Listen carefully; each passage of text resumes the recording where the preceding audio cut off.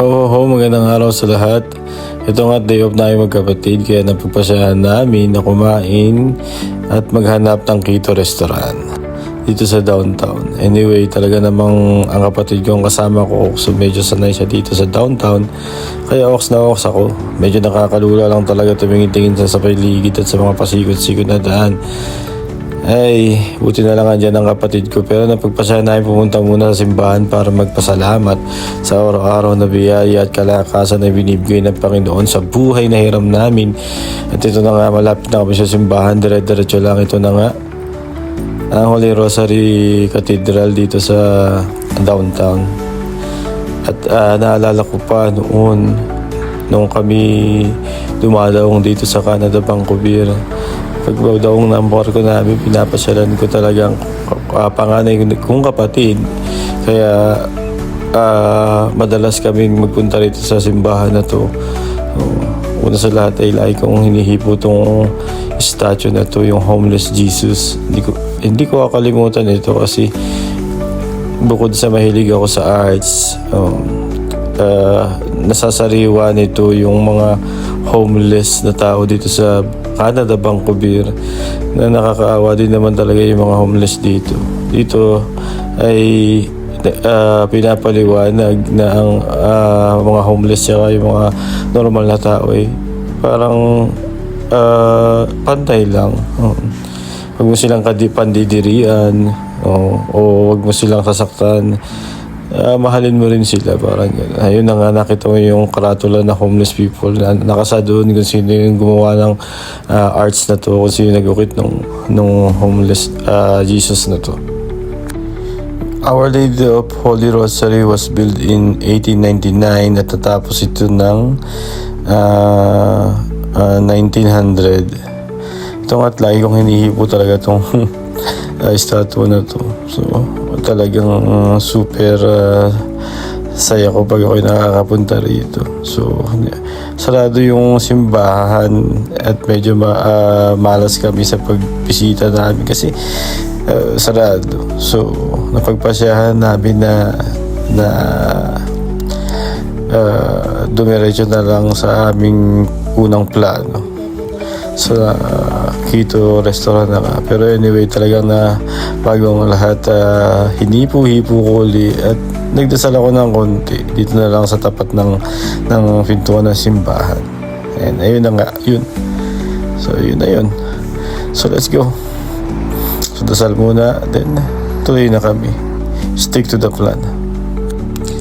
So lakad-lakad nga lang kami, kwentuhan lang kaming magkapatid kung ano yung nangyayari sa buhay-buhay, mga plano sa buhay, tapos yung sa trabaho, ano man ang mga lumabas sa bibig namin na mapagkwentuhan. Habang naglalakad kami kasi nakakainip din nga naman na manahimik lamang habang naglalakad. Siyempre, mas maganda habang naglalakad ka meron kayo na pagkwentuhan, so di bangka at hindi naiinip. Ito na mga kapatid ko, makwento naman to, kaya hindi ako naiinip. Ito malapit na nga kami sa pupuntahan namin, kunting diretso at kaliwa na lang at andun na kami. So ayun, kitang-kita mo naman at binibilisan na nga namin ang lakad. Pero bago ang lahat, pagpunta namin dito sa lugar na to ay napansin namin nga andito nga pala yung Jollibee. Malapit na dito yun. So napag-isip-isip ko, ano kaya mag-Jollibee na lang kami? Pero hindi naman pwede rin sa kapatid ko kasi ang kapatid ko nga low carbs yun low carbs ang kanyang sinusunod na kain. So Jollibee, sorry, next time Babuch, next time na lang siguro. Pag medyo okay na yung pakiramdam ng kapatid ko, so babalik kami dyan para kumain ng Jollibee Day. So ayan, ito na nga yung sightseeing dito sa lugar na to. So I feel malapit-lapit na nga kami. Kasi dito sa lugar na to medyo luma-luma na yung lugar na to. Makikita mo yung Orpheum dito, tapos yung board sa may dulo. At pagtawid namin dito ay doon na nga yun. Konti na lang. Makikita na namin ang Keto restaurant. So talagang nagugutom na ako, kaya naririnig ko na yung tiyan ko na nag-kruk talaga. Sabi ko, ilang hakbang na lang kaya kami. Eto. Sabi ng kapatid ko, malapit na, dito na tayo, huwag kang mag-alala. Sige, bilis-bilisan mo na kasi yung lakad. Sabi ko, bibilisan mo na nga. Pero kailangan ko mag-video kasi para naman na remembrance sa atin na tayo ay kumain dito. Tayo pumunta dito kasi one day tatanda tayo. Makikita natin na pa, poging-pogi pa ako dito Bata ako pa dyan. Garang ganun. Nandito na kami sa Temple Town. So, here you go. Let's go inside.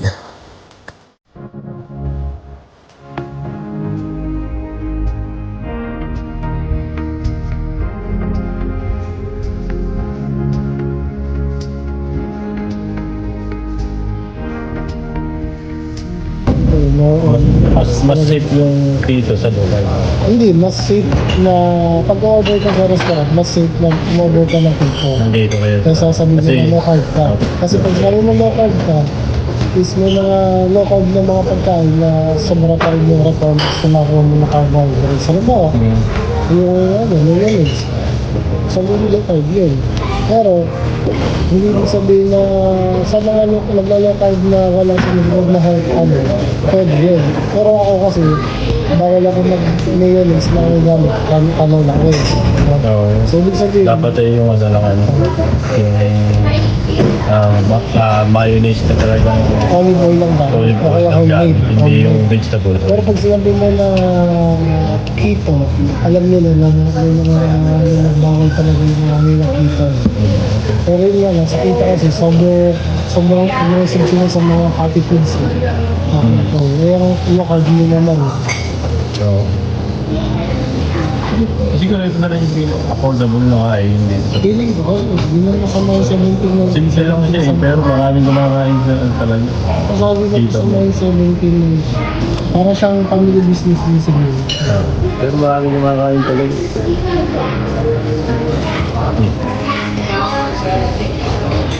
Simple lang siya, maliit lang siyang pero maraming kumakain. So ito na nga, bagong lahat tumigop na ako ng kape kasi medyo matagal-tagal pa yata yung pulis namin. Pero parang parating na. Nainip na nga ako Pero ito, some quick look again sa loob ng restaurant. Ito medyo gutom na nga yung kapatid ko, Tom Jones na nga. Ito, pero alam ko andyan na yung pagkain namin. Para naririnig na yung ring ng film na ito na. Ito na nga yung in-order namin, yung keto plate, 3 eggs, bacon, sausage, mashed avocado top, beet feta, and regular salads with creamy lime dressing and cheese scrambled eggs. Yan na nga. Antayin mo at ang cracker breakfast and 2 eggs. Your choice, bacon or sausage or veggie bacon, side of rosemary potato, white sardo or whole wheat toast. Alright. Medyo malabo mata ko, hindi kayo mabasa maigi. Anyway, ito na, dumating na. Ito na nga, finally. Yung gutom na kami, pero salamat sa Diyos, dumating na. Ayan, kakain na nga kami, pero bago na, sige, Reggie, picture muna tayo. Remembrance uli. Ayan, pinicturean na. Isa pa, pinicturean uli. Okay, Reggie, ito na ngayon yung kanyang kakainin. Ayan na nga, tingnan mo naman itlog, sausage, arugula salads. Tapos ay, ayun, akin naman ito. Talagang napaka-pats. Kung ano masasabi mo, Reggie, okay naman ba?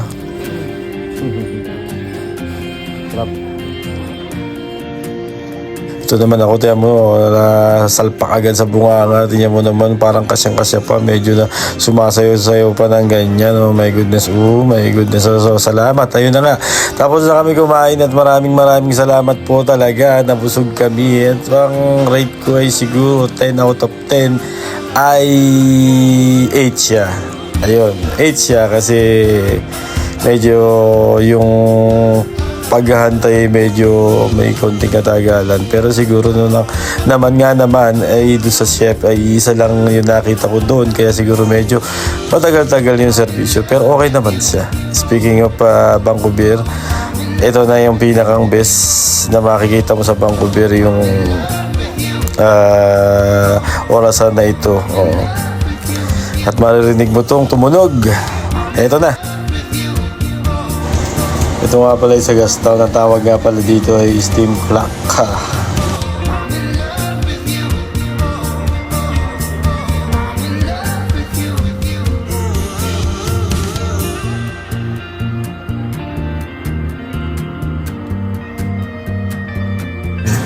Four, 3, 2, 1.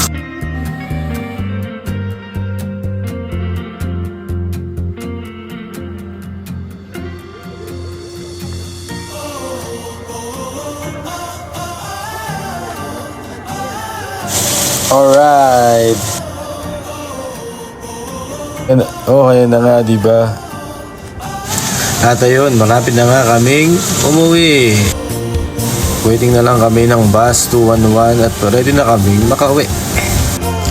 At kung umabot po kayo hanggang dito ay gusto ko lang po magpasalamat sa inyo. Maraming salamat po dahil nanood po kayo hanggang dito sa loob ng 12 minutes and 14 seconds na video. Sinuportahan niyo po ang aking video at pinanood niyo hanggang sa huli. Maraming salamat po at nawa po ay panoodin niyo uli ang next video ko dito, ang journey ko dito sa Vancouver, Canada. Maraming po salamat sa inyo and as always, God bless us all. Thank you po. Maraming salamat. At nga po pala, pakisuportahan nga rin po pala mga nauna kong video, yung mga arts and arts prayer ko.